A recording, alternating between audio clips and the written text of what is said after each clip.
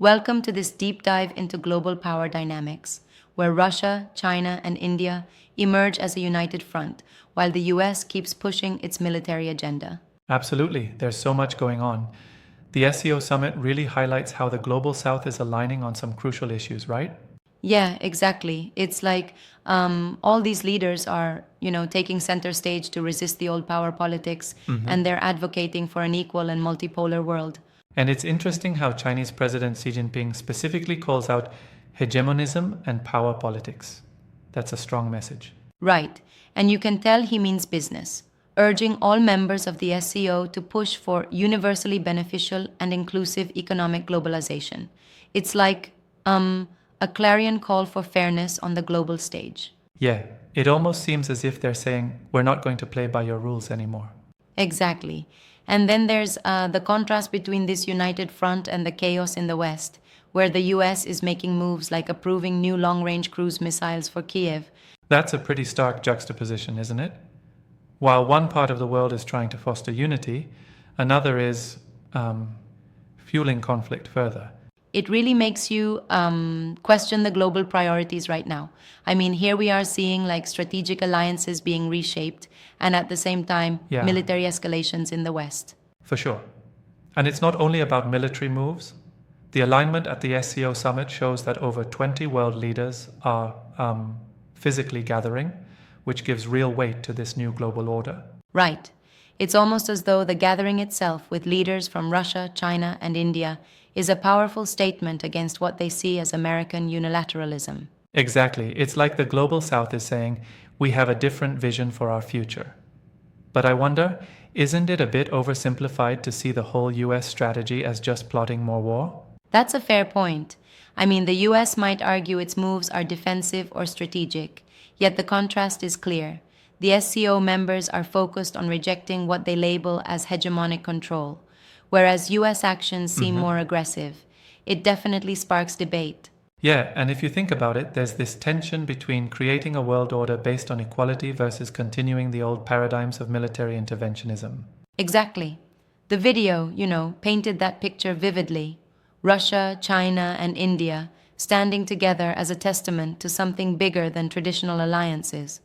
It's almost like they're laying down the blueprint for a new world order. And isn't it interesting how, amidst all the global turbulence, there's this implicit critique of Western policies? I mean, talking about the US continuing to support endless conflict, it really challenges the mainstream view. Right. It's like they're giving a reality check. The rhetoric places the US as an instigator of conflict while highlighting the unity of nations seeking a different, more multipolar world. Yeah. It's a bold narrative indeed. Now, one thing I find interesting is the framing. This whole narrative is being pushed by voices like Rachel Blevins on her platform. It really shows how independent media is influencing political discourse today, wouldn't you say? Absolutely. And it's quite fascinating because it leverages both old geopolitical themes and modern media tactics. Think about it. It's not just about the politics, but also about winning hearts and minds through digital platforms. It's very current. And speaking of digital platforms, the video itself is a mixed bag with auto-dubbed audio tracks and sponsor links, which shows how monetization and politics are intertwined these days. Right. The integration of sponsors like Jetflux subtly reminds you that even in these high-stakes discussions, funding and support play a vital role. It's like mixing politics with commerce, which isn't something new, but the methods keep evolving. Yeah, it's like there's this interplay between rampant commercialization and serious global debates. It serves as a constant reminder that media channels have layers, and each layer adds its spin. Exactly. And it also opens up a conversation on how we consume this information. Are we looking at a balanced view, or is it curated to promote a specific agenda? That's something to chew on. True, it's a double-edged sword. On one side, you've got voices that are highlighting these shifts in global power. On the other, there's this undercurrent of bias, especially in how the US actions are portrayed. Right. And it's almost like there's an implicit challenge to the dominant narrative. While mainstream channels may downplay such alignments, independent creators are bold in putting air on these issues. Exactly. And this isn't just about who's doing what. It reveals a broader debate on global legitimacy and the direction of the international order. And it almost seems like a world in transition, where the old powers are being questioned and new alliances are emerging. It Yeah, really is a time of redefining global priorities. sure is. And what I find fascinating is how these discussions are not just theoretical. They have real world implications for diplomacy, economics, and even everyday people across borders. Absolutely. The ripple effects are enormous. If more nations begin to question traditional power structures, then we might see major shifts, from trade policies to security arrangements. It's like a domino effect in international relations. And that's where the beauty and danger lie, isn't it? A shift towards multipolarity can foster more balanced and inclusive global governance, but it can also lead to unpredictability in global stability. Yeah, exactly.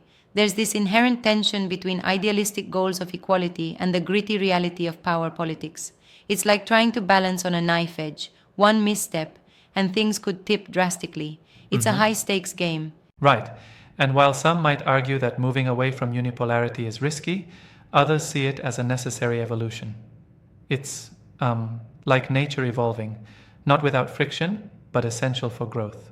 Yeah, it's like when you upgrade your smartphone, you sometimes have to deal with bugs initially, but eventually the system Yeah, improves. It's a necessary hiccup in progress. I like that analogy.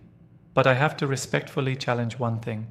While comparing geopolitical shifts to smartphone upgrades is neat, don't you think the stakes are much higher when real human lives are affected? That's a very good point. It's not a software update.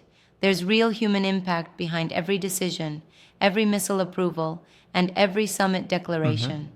The consequences can be severe and long lasting. Exactly, and while there's a lot of talk about multipolarity and fairness, the reality is that shifting power balances can also lead to instability if not managed carefully. Definitely. It's like navigating a complex maze where every turn has profound implications.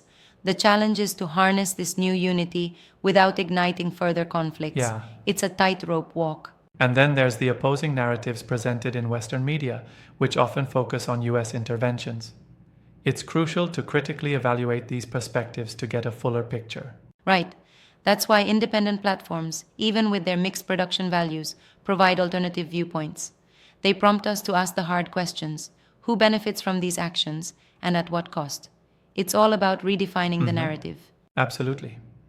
As we see it, the movement of Russia, China, and India isn't just a reaction, but an assertion of a new order, one that calls for inclusivity and balance on a global scale. And that, in turn, challenges the traditional power hierarchies. So, while the US may continue to push its military strategies, we're also witnessing a broader, transformative shift in global politics. It's quite the Yeah. turning point. It sure is. At the end of the day, irrespective of the controversies, it's the dialogue, both old and new, that will shape tomorrow's world. Exactly. And as these discussions evolve, it's up to us to keep questioning, keep analyzing, and ultimately strive for a future that balances power with equity. That's the real takeaway. Well said. It's a fascinating, if complex, moment in history. Thanks for breaking it down so vividly. Anytime. Here's to more conversations that not only inform but also challenge our perceptions of global power.